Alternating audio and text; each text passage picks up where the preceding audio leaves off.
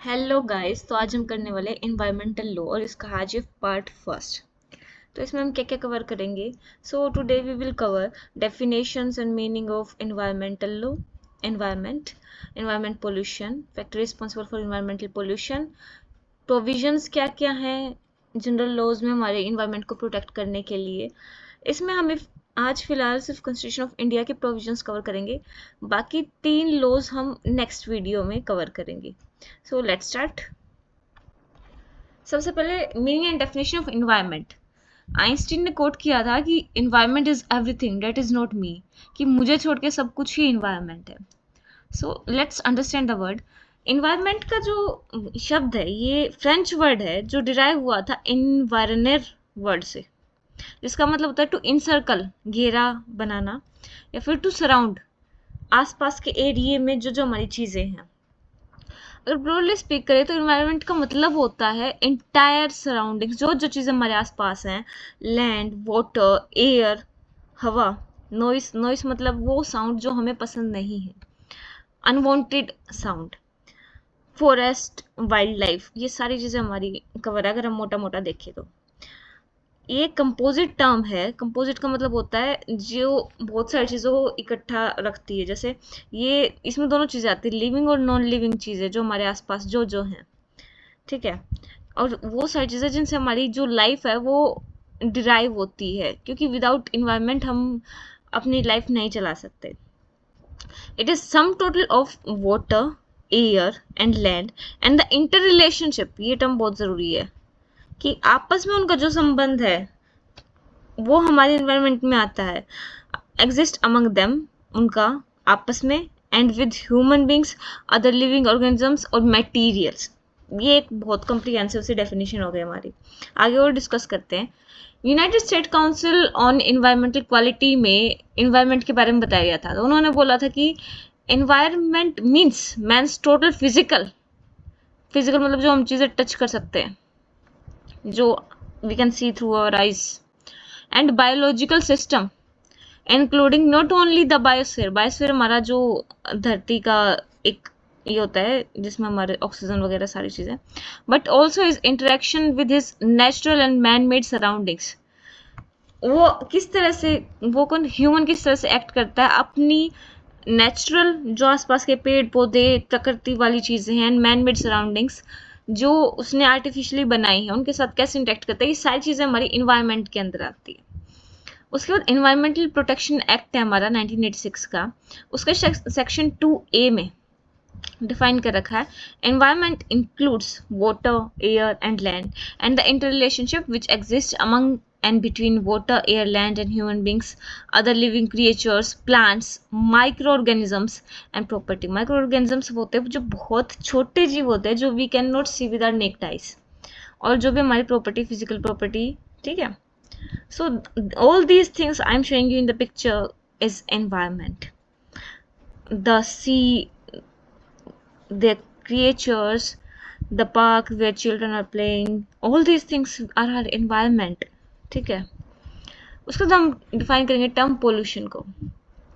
Pollution एक जो word है वो एक ट्रांजिटिव वर्ब पोल्यूरे से डिफाइन है। ट्रांजिटिव मतलब जो लगातार क्रियात्मक है, जो चीज़ें होने लग रही है। इसका मतलब होता है to make unclean, morally dirty, morally unclean and dirty, foul बना देना चीज़ों को, मतलब भद्दी, गंदी, मैली बना देना चीज़ों को। पोल्यूशन का मतलब ये होता है। और थोड़ा सा अगर बैकग्राउंड में जाएं तो ये लैटिन टर्म है जिसमें बेसिकली होता था कि मिट्टी से सनी हुई चीज़ कर देना किसी चीज़ को, बट अब इसका एक्सटेंट बढ़ चुका है। उस टाइम पे गंदगी का मेन सोर्स मिट्टी था, बट नाउ दिस इज बहुत कुछ जो मैंने I have shown you in the pictures. So pollution means the direct और indirect discharge by man of substance, किसी पदार्थ का या किसी एनर्जी का इन्वायरमेंट में, जिससे क्या होगा, हजार्ड होगा। हजार्ड मतलब खतरा होगा ह्यूमन हेल्थ को, और लिविंग रिसोर्सेज जो भी पर्सन है, चीज़ें हैं, ऑर्गेनिजम्स हैं, इकोसिस्टम को डैमेज होगा, और जो हमारी एम्यूनिटीज, सुविधाएं या फिर इन्वायरमेंट की और लेजिटिमेट यूज़ हैं उनके साथ हम इंटरफेरेंस करेंगे, नुकसान पहुंचा रहे हैं, तो वो सारी चीज़ें पोल्यूशन है। Section 2C of environmental protection act 1986 बोलता है इन्वायरमेंट में किसी भी इन्वायरमेंटल पोल्यूटेंट का होना ही पोल्यूशन है। बट अब हमें पोल्यूटेंट भी तो समझना है ना, तो सेक्शन 2 में डिफाइन कर रखा है इन लोगों ने। पोल्यूटेंट का मतलब होता है इन्वायरमेंटल पोल्यूटेंट कि कोई भी सॉलिड, लिक्विड या गैसियस सब्सटेंस जो प्रेजेंट है इतने कॉन्सेंट्रेशन में, कॉन्सेंट्रेशन मतलब इतनी मात्रा, एज मे बी, और जो करेगी या टेंड टू या कर सकती है इंजरियस टू द इन्वायरमेंट, हानि, नुकसान हमारे इन्वायरमेंट को। जैसे see person is making pollution in air and these I have taken the local pictures of my area, so yeah, this is the thing happening. अब जैसे हमने यहाँ पे बात करी कि इन्होंने क्या बोला, सॉलिड, लिक्विड और गैसियस सब्सटेंस है। What about the noise pollution and other forms of pollution? तो ये जो डेफिनेशन है कंप्लीट नहीं, क्योंकि इसमें हीट एनर्जी, साउंड या फिर न्यूक्लियर रेडिएशन जो सब्सटेंस नहीं है but they are causing the damage, impair कर रहे हैं हमारी health of plants and animals, humans को मिला मिलो के। सो और ये नेचुरल प्रोसेस और ह्यूमन एक्टिविटीज दोनों से प्रोड्यूस होती हैं हीट एंड ये सारी चीज़ें। तो definition was not complete, but या some of these things are called environmental pollutants which cause environmental pollution. अब फैक्टर्स क्या क्या रिस्पॉन्सिबल हैं? सबसे पहला इंडस्ट्रियलाइजेशन। जैसे जैसे हम अपनी डेवलपमेंट करते हैं, फैक्ट्रीज लगाते हैं, उस प्रोसेस के थ्रू अगर हम अपना कुछ मटेरियल प्रोड्यूस कर रहे हैं तो उसका कुछ वेस्ट भी होगा, और उस वेस्ट का जब पूरी तरह डिस्पोजल नहीं होता, या कई बार हो ही नहीं सकता है, क्योंकि पदार्थ या मटेरियल्स ऐसे बनते हैं जो डिस्पोजेबल नहीं होते। तो जैसे जैसे इस चीज़ का एक्सपेंशन होगा इंडस्ट्रियलाइजेशन का, उसी तरह से इन्वायरमेंटल पे भी अफेक्ट पड़ेगा। दूसरा अर्बनाइजेशन, जैसे जैसे पर्सन गांव से शहरों की तरफ मूव करते हैं तो पहले तो उनकी इन्वायरमेंट में खुद ही चेंज हो जाता है, वो दूसरे इन्वायरमेंट में जाके उसके लिए कैपेबल बनते हैं। साथ ही जितना साफ एंड सिक्योर इन्वायरमेंट गांव में, विलेजेस में होता है, वो उतना अर्बन्स में नहीं हो पाता। दूसरा, जो पॉपुलेशन है उसकी डेंसिटी हो जाती है एक जगह पे।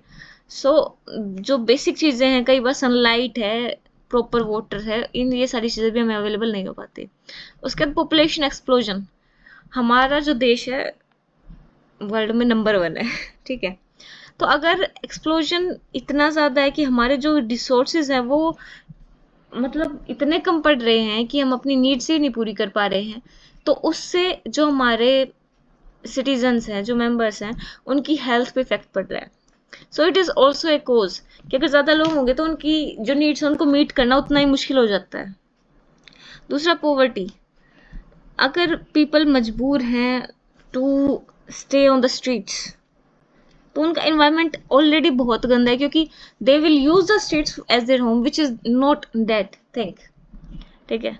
उसके बाद ओवर एक्सप्लॉयटेशन ऑफ रिसोर्सेज। जो हमारे पास अवेलेबल चीज़ें हैं जो नेचर ने हमें दी हैं, अगर हम उनको इन लिमिट यूज़ ना करके बहुत ज़्यादा अपनी ग्रीड को सेटिस्फाई करने के लिए करेंगे तो that will cause environmental pollution, and एक दिन नेचर विल कोज हाहाकार।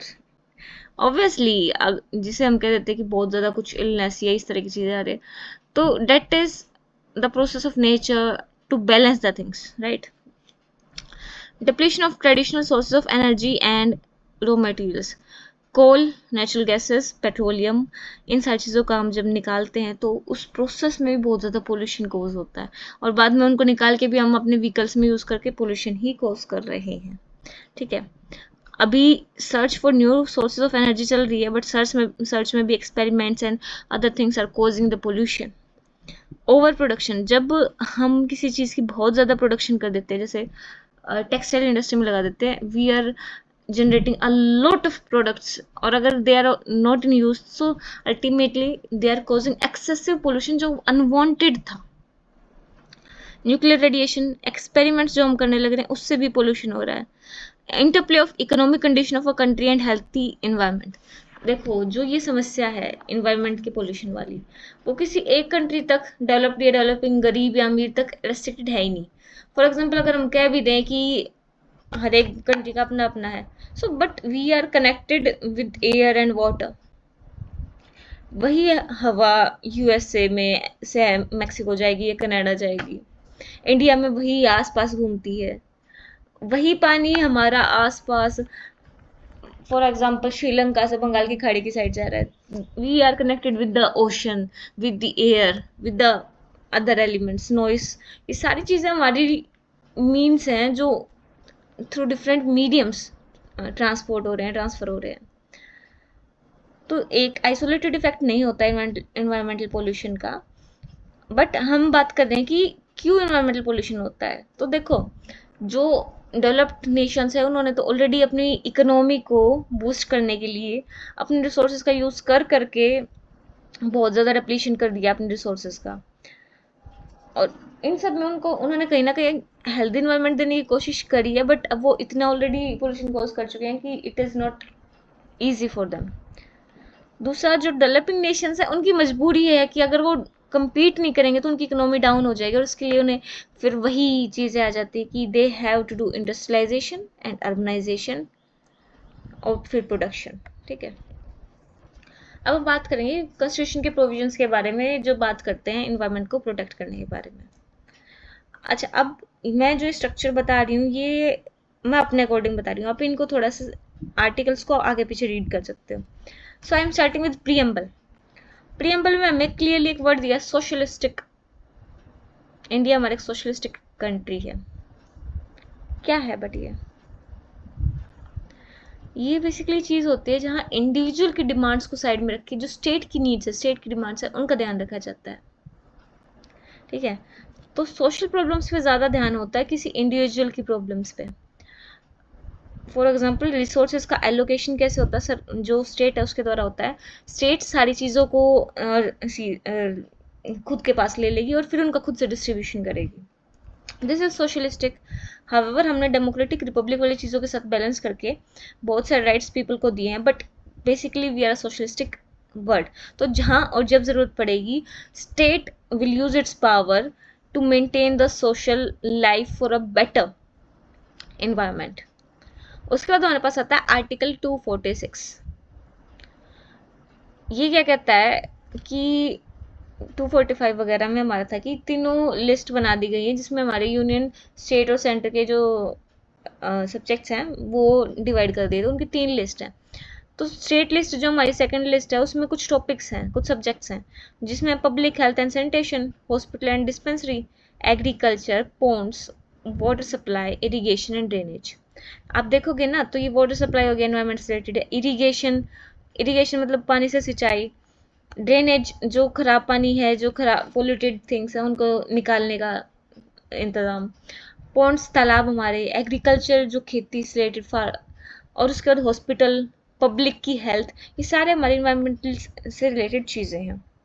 ठीक है, अच्छा उसके बाद कंकरेंट लिस्ट, उसमें हमारे पास पब्लिक फॉरेस्ट हो गए, प्रोटेक्शन ऑफ वाइल्ड एनिमल्स हो गया, बर्ड्स हो गए, पॉपुलेशन कंट्रोल हो गया, फैमिली प्लानिंग हो गई, minor ports, factories and boiler. देखो ये अब आप टॉपिक देखोगे तो बहुत सारी चीज़ें हमें ऑलरेडी स्टेट लिस्ट में दे रखी है कि स्टेट की जिम्मेदारी है। उसका जो सब्जेक्ट है कंकरेंट लिस्ट मतलब दोनों स्टेट एंड सेंटर मिलके मतलब दोनों के पास पावर है इन पे लॉज बनाने का। तो अगर कोई स्टेट अपना बना रही है तो बहुत अच्छा है, वो बना सकती है। सेंटर भी इस पे लॉ बना सकती है, दोनों फ्री है। हावेवर आपस में कुछ इनकन्सिस्टेंसी हो गई तो सेंटर का प्रिवेल करेगा, वो आर्टिकल 2254 में दे रखा है। तो जो सब्जेक्ट मैटर है वो जो इन्वायरमेंटल इम्पैक्ट है वो local as well as national being है, मतलब कि दोनों की जिम्मेदारी है, स्टेट और सेंटर की। ठीक है, अब हमारे पास आ गया आर्टिकल 51C, फंडामेंटल ड्यूटीज। तो उसमें बोला कि जो स्टेट है उसको इंडेवर करना चाहिए, इंडेवर मतलब कोशिश करनी चाहिए, to foster respect for international law and obligations in dealings of organised people with one another, कि रिस्पेक्ट करनी चाहिए जो भी हमारी इंटरनेशनल लॉ में ऑब्लिगेशंस हुई हैं, बनाई हैं हमने एक दूसरे के प्रति। फॉर एग्जाम्पल हमारे जो भी इंटरनेशनल एग्रीमेंट्स होते हैं, ये हमारा एक्सप्लिसिटली बोल रखा है आर्टिकल 253 में कि पार्लियामेंट के पास पावर है कोई भी लॉ बनाने का पूरी कंट्री के लिए, किसी part of territory of India के लिए, कोई भी इम्प्लीमेंट करने के लिए, किसी ट्रीटी को, किसी समझौते को, एग्रीमेंट को, कन्वेंशन को जो किसी और कंट्री या कंट्रीज के बीच में हुआ है, या फिर कोई भी डिसीजन जो इंटरनेशनल कॉन्फ्रेंस एसोसिएशन या अदर बॉडी के टाइम पे किया है। मतलब जैसे ये क्या चीज़ें होती हैं, हमारे जो वर्ल्ड लीडर्स हैं the heads of the states or their representatives, the representatives of the country, वो टाइमली मतलब एक फिक्स रेगुलर टाइम में मीटिंग्स होल्ड करते हैं to talk on about the environment.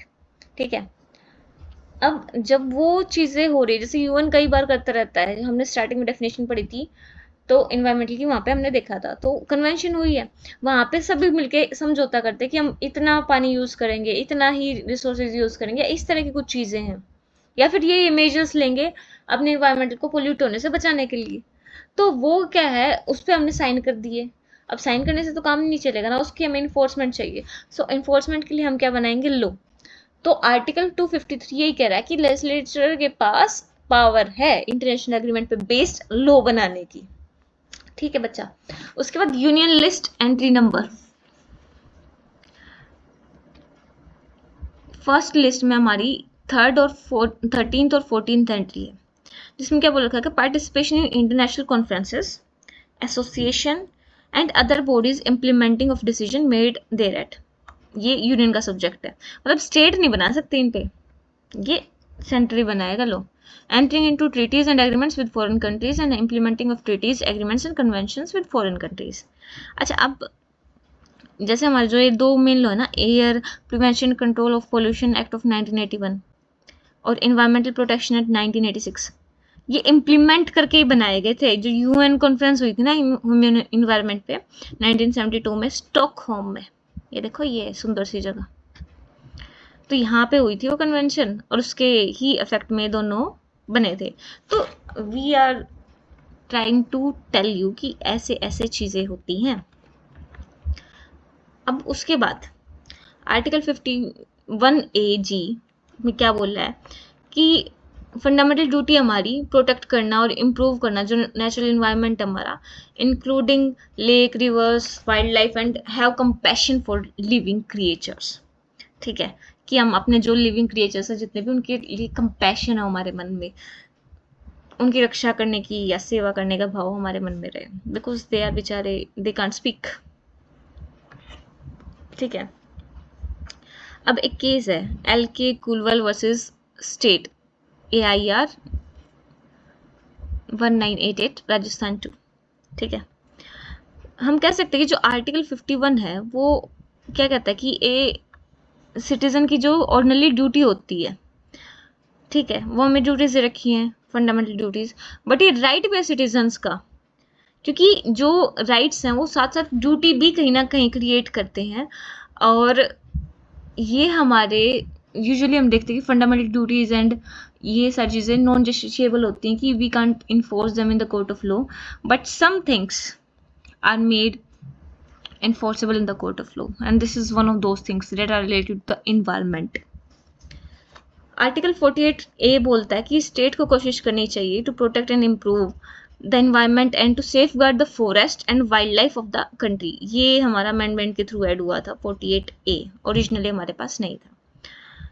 अच्छा, अब बात सुनो, ये सारे प्रोविजंस हमें पता है इन्फोर्सेबल नहीं है, हालांकि इन्वायरमेंट से रिलेटेड काफ़ी कुछ कर दिया गया है। ठीक है, बट जो ये जो प्रिंसिपल हैं ये ज़रूर फॉलो किए जाने चाहिए स्टेट को जब वो लॉ बनाते हैं उस टाइम पे।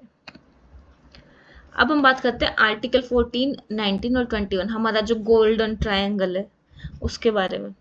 तो समझो पहले आर्टिकल 14 बोल क्या रहा है।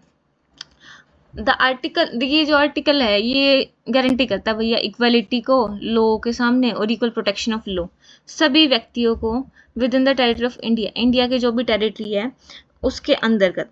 ठीक है, बट ये क्या कहता है कि कोई भी भेदभाव नहीं होना चाहिए, नॉन डिस्क्रिमिनेशनरी है।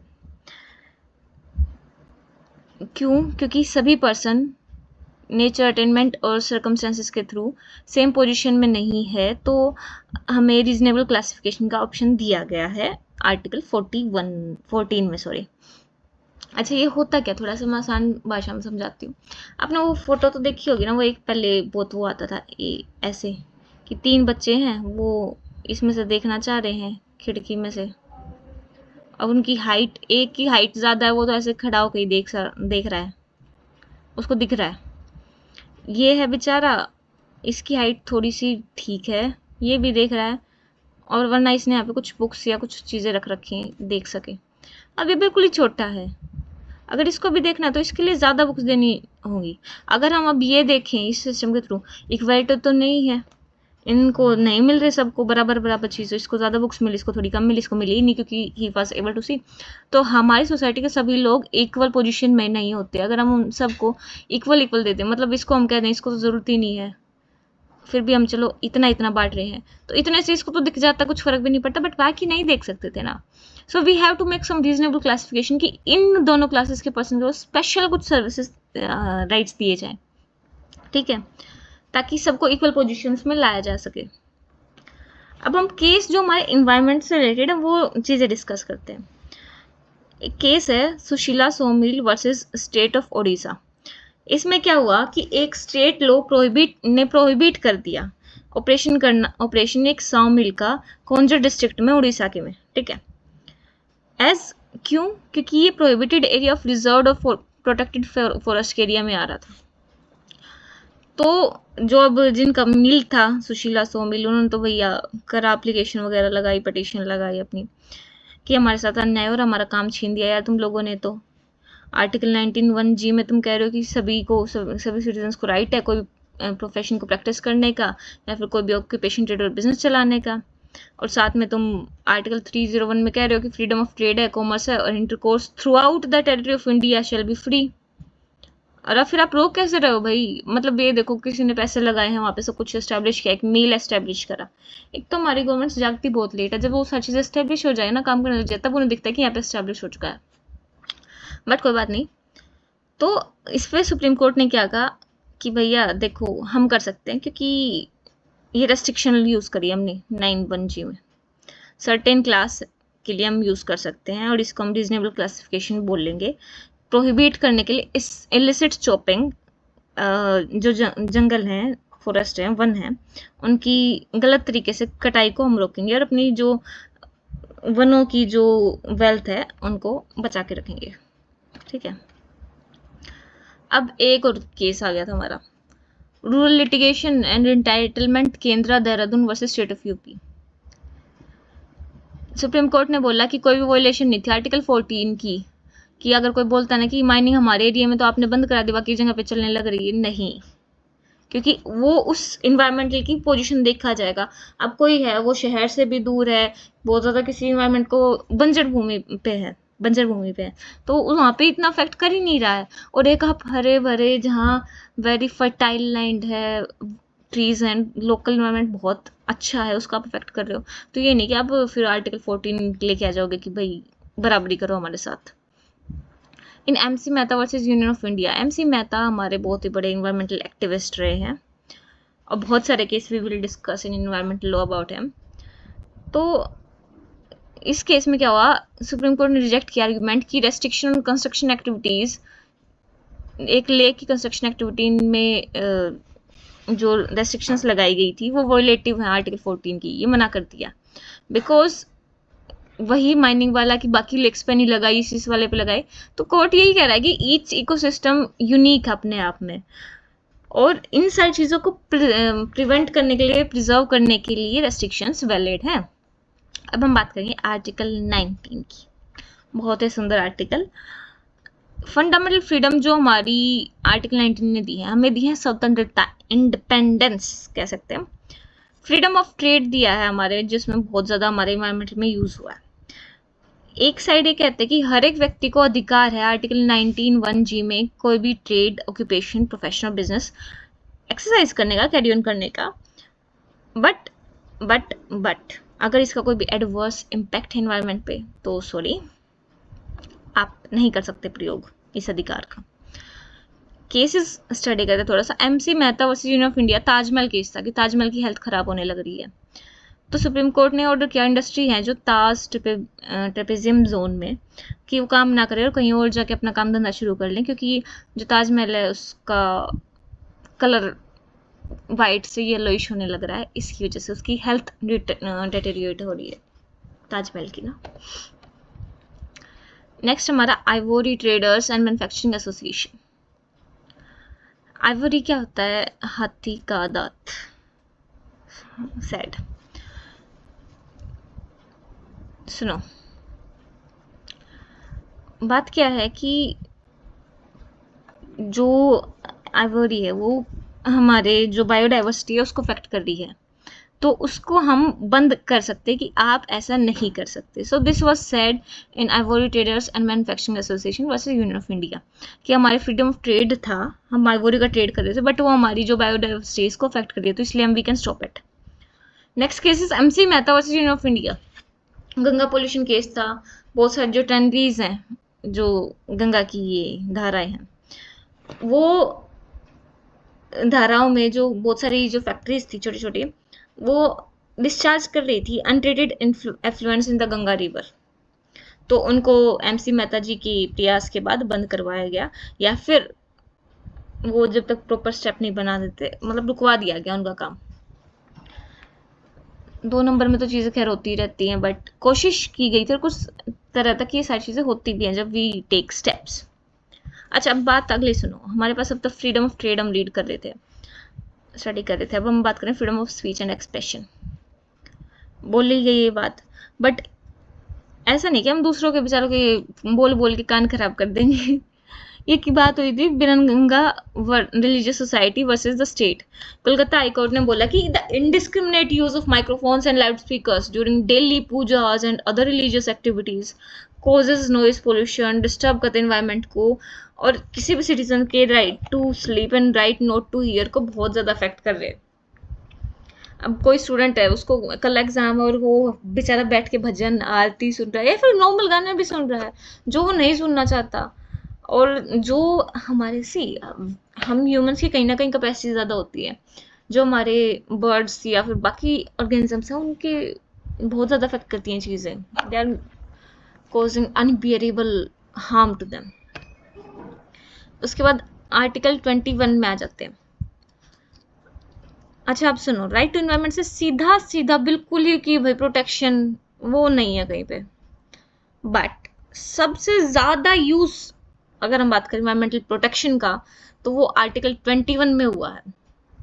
और आर्टिकल 21 है क्या?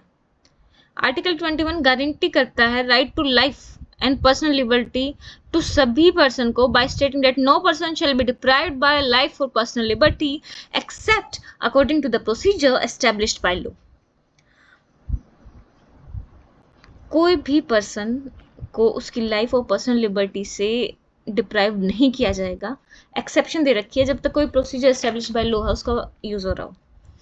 अगर जुडिशियल ग्रामर ऑफ इंटरप्रिटेशन देखें तो right to live in healthy environment हमारा sanctum sanctorum of human rights है, मतलब बहुत ज़्यादा रिलीजियस एस्पेक्ट, बहुत ज़्यादा मतलब पवित्र वाली चीज़ है ना, ये वो वाली चीज़ है, हेल्दी इन्वायरमेंट में रहना बहुत important. MC Mehta versus union of India में क्या हुआ था, ये बात बोली गई थी कि right to live in pollution free environment एक पार्ट है फंडामेंटल राइट का under article 21। Oleum gas leak, Bhopal gas leak वाला केस है जो।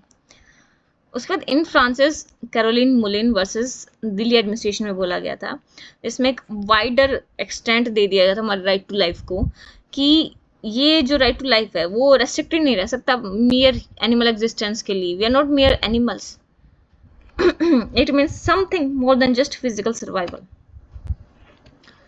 In F.K. Hussain versus Union of India, जो राइट टू स्वीट वाटर है और फ्री एयर है, ये हमारे बेसिक एलिमेंट्स हैं खुद को सस्टेन करने के लिए, और we have right to them. Next case हम in T Damodar Rao versus SO municipal corporation Hyderabad, AIR 1987, Andhra Pradesh 171। जो स्लो पॉइजनिंग है बाय, वो पोल्यूट करते भैया इन्वायरमेंट को, और जो बहुत ज़्यादा वोलेशन में है हमारे आर्टिकल 21 की, कि ऐसा जो इंस्टेंट रिजल्ट दिख रहा है वही हम कर रहा नहीं, धीरे धीरे जो हमें अफेक्ट कर रहा है, that is also violative. In PA Jacob versus superintendent of police Kottam, AIR 1993, Kerala 1। इसमें क्या होता है, राइट टू लाइफ कंप्रीहेंड्स करती है right to safe environment including safe air quality and safe from noise. तो हमने इसमें नॉइस वाला एस्पेक्ट भी हमारे PA जैकब केस में डील हो गया था। नेक्स्ट केस है Andhra Pradesh pollution control board versus professor MV Naidu, 2001-20 supreme court cases 62। इसमें क्या था, थर्ड जनरेशन राइट्स को बोला गया था कि जो राइट्स है ना हमारे सिर्फ अब के नहीं है, आगे वाली जनरेशन के भी हैं और हमें भी पीछे से मिले, ठीक है, इन्वायरमेंट के लिए। अब बात करेंगे हम आर्टिकल 32 एंड 226। आर्टिकल 32 क्या होता है, इसको हम heart and soul of the constitution बोलते हैं कि ये रिट जुरिस्डिक्शन देता है सुप्रीम कोर्ट को कोई भी डायरेक्शन, ऑर्डर या फिर writ in the nature of habeas corpus, mandamus, prohibition, certiorari and quo warranto से कोई भी डायरेक्शन इशू करने की। मतलब कोई समस्या आ गई, हम सुप्रीम कोर्ट के पास गए तो क्या कर सकता है, कोई भी डायरेक्शन दे सकता है, ऑर्डर दे सकता है या फिर रिट जारी कर सकता है जिसका हेबियस कॉर्पस, मैंडामस और ये 5 रिट हमारी इनके थ्रू कर सकते हैं। हालांकि ज़्यादातर जो हमारी 3 है, mandamus to command, certiorari to certify and prohibit रोक लगाना, टू प्रोहिबिट, ये वाले ज़्यादा यूज होते हैं इन्वायरमेंटल लिटिगेशन के में, ठीक है। और सिमिलर पावर हमारे आर्टिकल 2226 में हाई कोर्ट्स को दे रखी है।